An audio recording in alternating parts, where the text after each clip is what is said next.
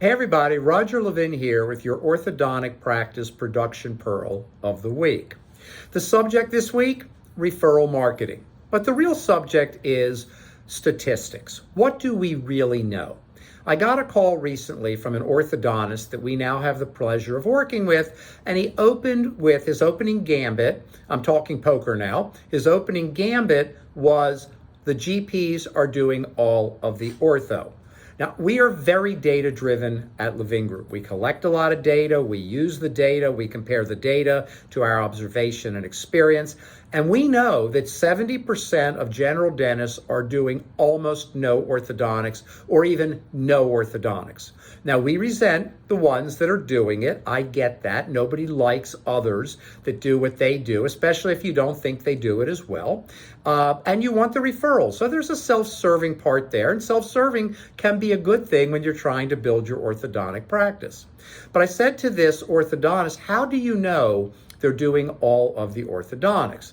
He said, well, a patient came to me last week and the general dentist said he could do the aligners, but they came to me because I'm an orthodontist. Okay, that's a one case. What else do you know? He goes, well, I've read this, I've heard about this. I said, well, let's suppose for a minute that what you've read and heard about and that one patient are not completely the example for all general dentists. Is it possible that 20% of the general dentists are referring ortho, just not as much to you? Yes, 30%, and so on.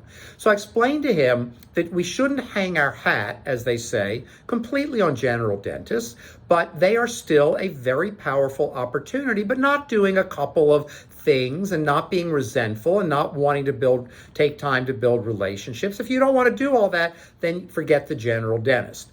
Now, the current thinking is go social media. There are companies that promise you, hire them, they'll get you all the patients you could ever want, ungodly success. And let me tell you, that can happen, but that's the exception, not the rule. Social media is part and should be part of your orthodontic marketing. But you're also missing certain foundational factors. What is your brand? You need a brand statement. Our statement at Levin Group is increasing practice production through proven business systems. We build the treatment coordinator process minute by minute, script by script, step by step, because that's the proven system. We build the new patient phone call so that they make an appointment minute by minute, step by step on the phone, building value, intense value, because that's proven systems. What is your brand statement? Do you have a brand statement? Does your whole team know the brand statement? Does every patient who calls your office have the best odds? There we are back with probabilities again of scheduling for a consult. And if they schedule for a consult, what are the odds they're going to start? And if they start, what are the odds they're going to write a good review? And if they write a good review, what are the odds they're going to refer other people and talk about you? There's a whole value chain that many orthodontists don't understand. We do these scattershot marketing strategies, including social media or sponsoring a sports team in the community, but we don't have a brand statement, brand promise, and cohesive integrated program. And by the way, when we look at the best practices in the country, and we're very fortunate, we get to work with a lot of top 10% orthodontic practices and a lot of over 2 million per doctor orthodontic practices.